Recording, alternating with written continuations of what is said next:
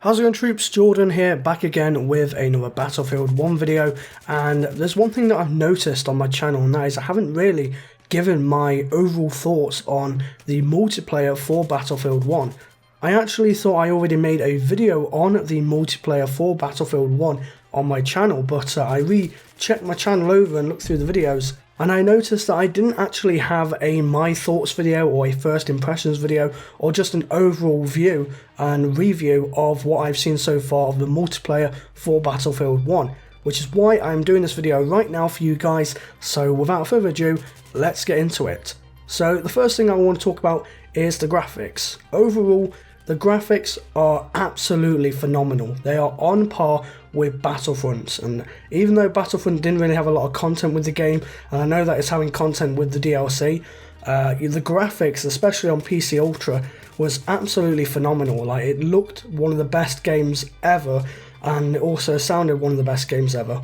But whatever version of Frostbite this is, I mean, I think it's just called Frostbite, even though it's most likely Frostbite 4 or Frostbite 3.5. But whatever version of Frostbite this is, it's definitely on the level of Star Wars Battlefront. And having Frostbite with World War I, it definitely brings the environment and the setting to life.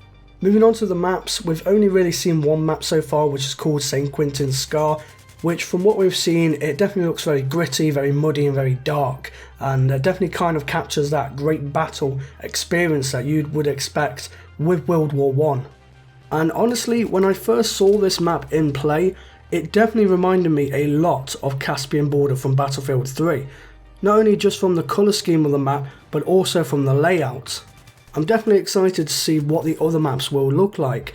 At the moment, there is like a rumour going around from the PC files or the game files of the closed alpha version of Battlefield 1 that there are going to be 10 maps in the game. So there should be plenty of different scenery to play on, and yeah, it should be quite good.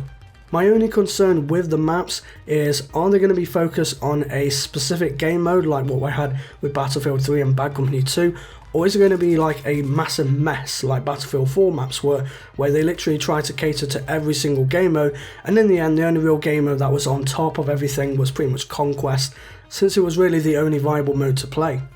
Hopefully, with DICE working with some of the bigger Battlefield YouTubers like Level Cap Gaming and also with Westy, hopefully we'll get that map design of Battlefield 3 and Bad Company 2.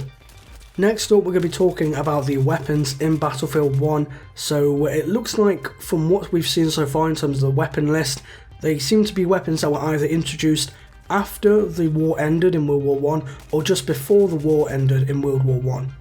I know there's actually been a bit of controversy between actual game realism and also actual funness in a game, because there are some things that pretty much didn't come during World War I, it actually came quite some time after World War I, and honestly I'm kind of okay with this. Sure, it might not give you the full experience of World War I, but at the end of the day it is a game, and you know, the game comes first. Yes, the realism is really nice, the game looks pretty, at least that's one good thing. The game looks pretty and it sounds great, but actually having a fun factor and an enjoyment playing the game, that's equally as important, and I think that's why the DICE developers have decided to kind of have that balance of realism and the fun factor of gameplay. But honestly, the weapons look fun to use.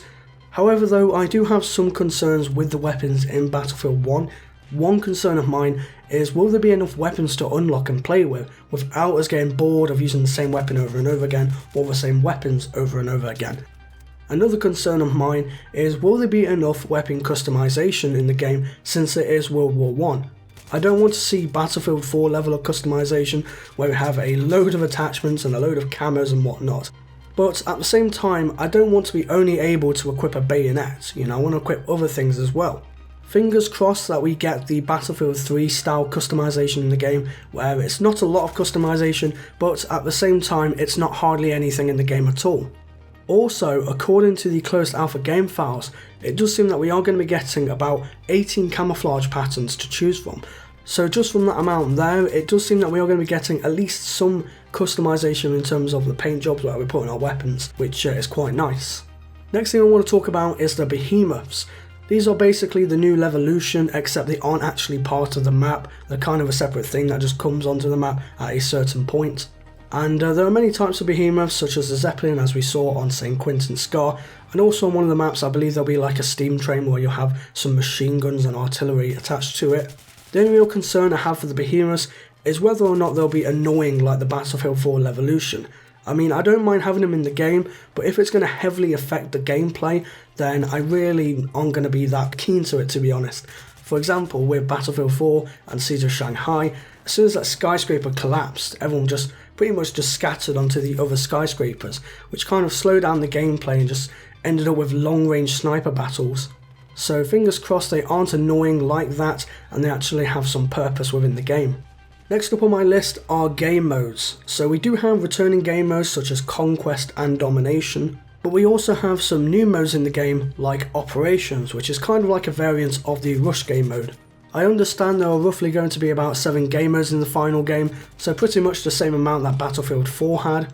I personally hope that we get to see a free-for-all mode in the game, and I know that Battlefield is not really kind of like the lone wolf style game, it's mainly team orientated, but I'd love to see a free-for-all mode of some kind put into Battlefield 1 and maybe only have like the TDM maps used for it, but I really hope that we do get to see some sort of free-for-all mode within the game. It's probably not going to happen, but I'd like to see one anyway.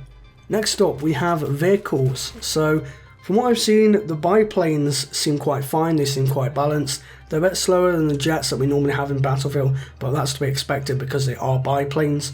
The Jeep-like vehicles, again, are also fine, they don't seem to be annoying, they just seem to be like what Jeeps are in Battlefield. But my only real concern are the tanks, because from what I've seen in the gameplay, it does seem that it is quite overpowered because they are quite fast, they appear to fire quite fast as well. And the important thing is that you can actually self-repair the tank from inside of it. Now granted, you can't fire weapons or drive while doing this, but it still kind of seems unfair to have this mechanic put in the game.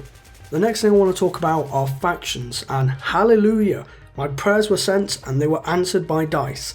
One of the things that I said on my Battlefield 1 wishlist video was wanting to see multiple factions in the game other than the typical Russia side and American side. Now we have both the German Empire and the United Kingdom in the game, and also according to the closed alpha game files, there are expected to be 6+ factions within the game. Whether or not all of them will be used, I don't know, but it definitely does seem that we are going to be getting quite a lot of factions in Battlefield 1, which we should, because it's World War I, it's a world war.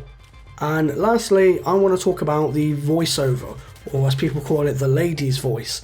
It's most likely a temporary voiceover since it is in the alpha stage, but it really ruins the World War I atmosphere having an AI sounding woman telling me, hey, we've got objective apples. You know, in the final game I don't want to have this standard woman telling me what to do. I want to have like someone yelling at me. You know, if I'm on the German Empire side, you know, I want to have, you know, some German commanding officer go, we've taken objective apples, get to the objective, or you know, something like that. Pardon me for my terrible German accent, but you know what I mean, I want to have like this epic sound coming from my ear of someone, you know, telling me what to do, yelling at me. Kind of like what we had in Call of Duty World at War, where the announcers or voiceovers were literally just yelling at you. That's what I want to see in the final version of Battlefield 1. But that's really about it for my thoughts on Battlefield 1's multiplayer. I've already pre-ordered my copy for PC and I'm definitely looking forward to playing the beta when it actually comes around to the time. So hopefully troops, you have enjoyed this Battlefield 1 video. If you did, then do give the video a thumbs up and also let me know down in the comment section below what your thoughts and opinions are on Battlefield 1's multiplayer. I'll be very interested to know. And if you haven't subscribed to my channel, then make sure to do so for more Battlefield 1 content. And until the next video, I thank you all for watching, stay true to me troops, and I'll see you in game.